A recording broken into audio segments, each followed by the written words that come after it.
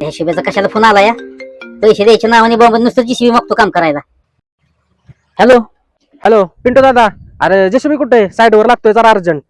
अरे जीसीबी नाही का मोकळा, इथं कारखान्यात चालू आहे का मशीन? मोकळच नाही अजिबातच.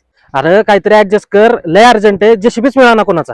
अरे तसं नाही शुभम, नाही व्हायचं ऍडजस्ट. अरे काय झालंय माझा प्रॉब्लेम, अरे जीसीबीचा टायर पंक्चर झालाय माझा.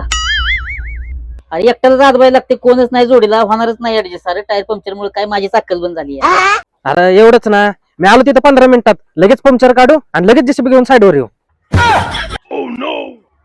त्याच्या गावात कशाला येते बॉम्बला, हे कोण असतो का तिथं?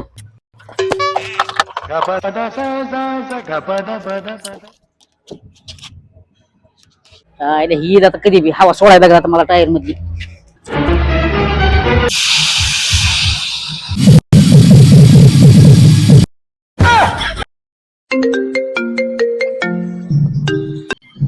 हॅलो हॅलो दादा, चालू दे तुझं काम, मला रस्त्यात गावलाय दुसरा जेसीबी, त्याच्याकडून करून घेतो मी.